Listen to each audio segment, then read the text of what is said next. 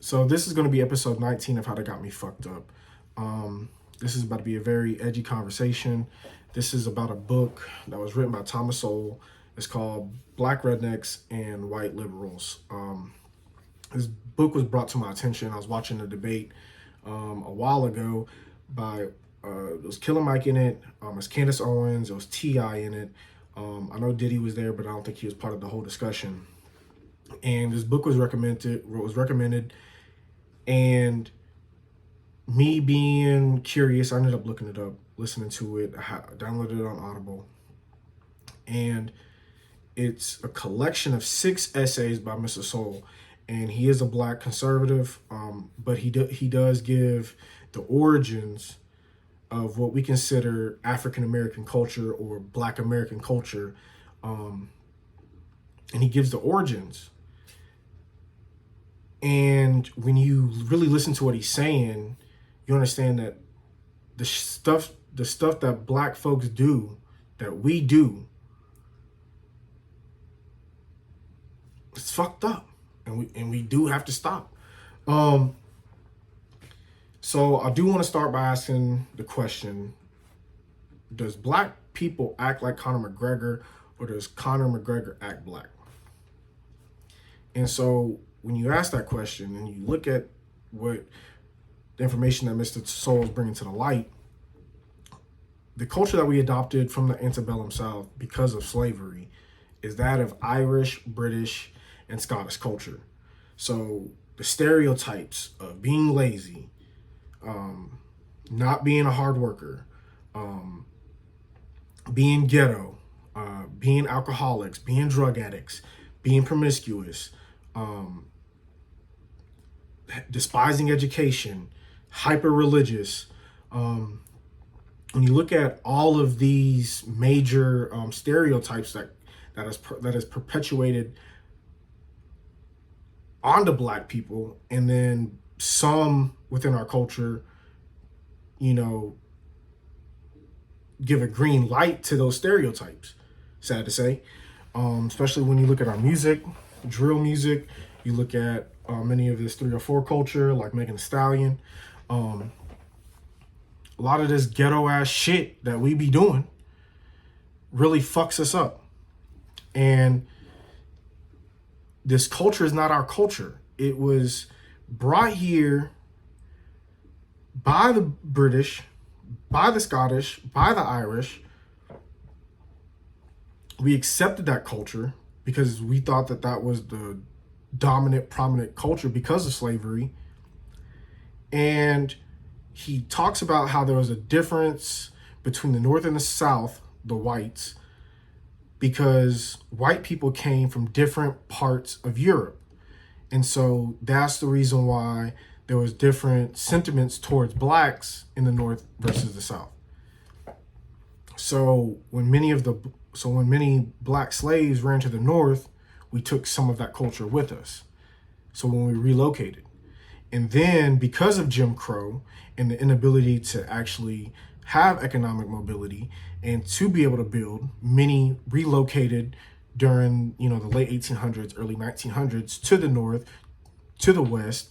So when we're going to places like New York, Chicago, Detroit, LA, we're taking this Southern culture, this Southern antebellum culture, and we're now taking it into red-lined housing districts, which is now creating the ghetto. So when you look at the history later on, many like NWA,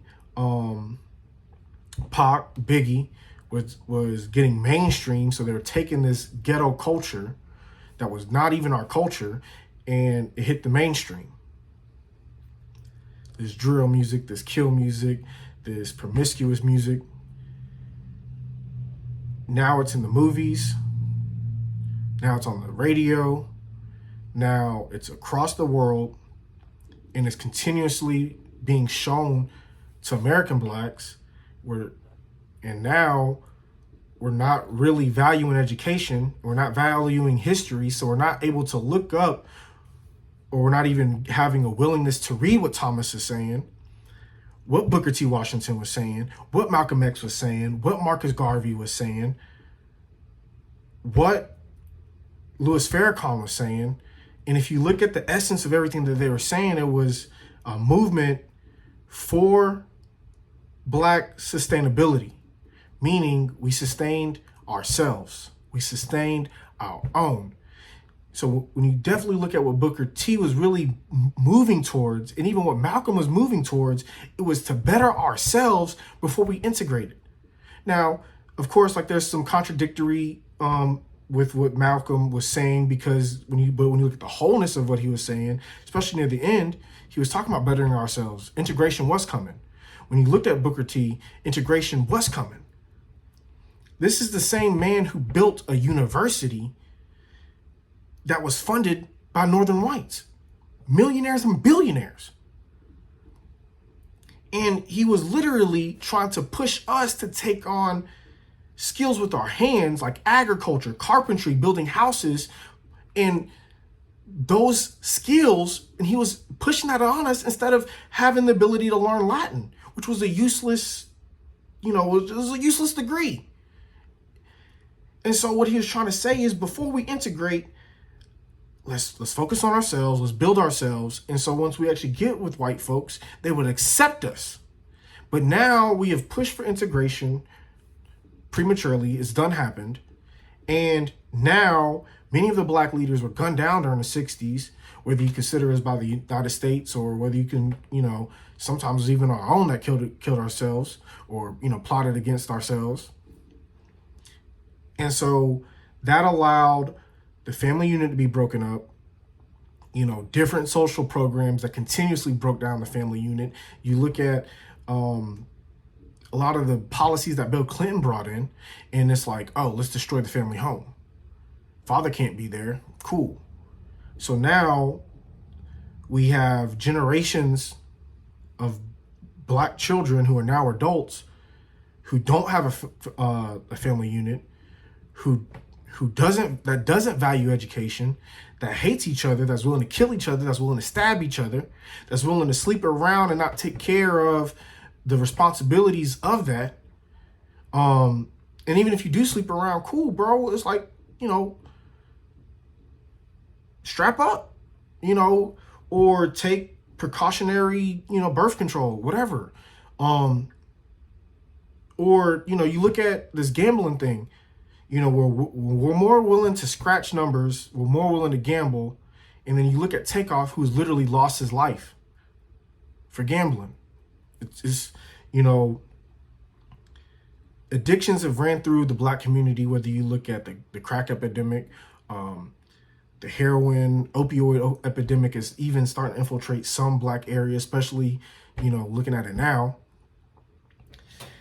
And so there is a twofold problem.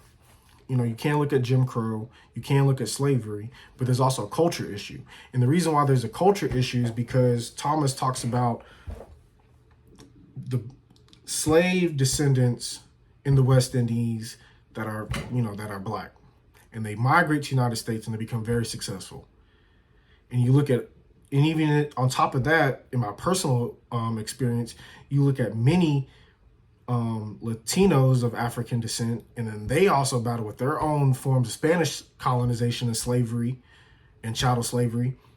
And then they migrate to the United States with different cultures, with different habits, and they're becoming very successful. And so, yes, there are certain things, like the war on drugs, the inability to have the correct appraisal on houses. There's certain lingering things of Jim Crow, of systemic racism, but ultimately there's a culture problem. And until we, understand that we need to do better, there's going to be continuously a problem within our community. And the real issue is suburban kids are buying this music, are, watching these movies. They're putting money into the pockets of these, these record label owners, of these Hollywood movie, production companies. And so, money talks. So it's continuously perpetuated over and over and over and over and over again in a vicious cycle, understanding that literally it's not our culture, so we need to lose it. Not only that, but we're not even the ones who are actually paying for this, and that's the crazy part. I mean, I know growing up, most of the movies that I did watch were bootleg. Most of the music that I did listen to was bootleg. So who's actually buying this shit? It's not even us. And yet we sit here and make excuses on why to kill each other, and there isn't. And I'm not saying that there isn't problems, systemic problems, because there are, and I'm not saying they shouldn't be corrected and they shouldn't be fought for, but to sit here and say that that's a sole issue, it's not. So that's just, as a black conservative, I'm socially liberal, so you can probably consider me more of like a libertarian. Do what you do what makes you happy, as long as you don't hurt somebody else. But at the same time, you should still, want success, especially if you love money, especially if you love power. You should still strive to do better and be better. So read the book, like, share, subscribe. Yeah, have a good one.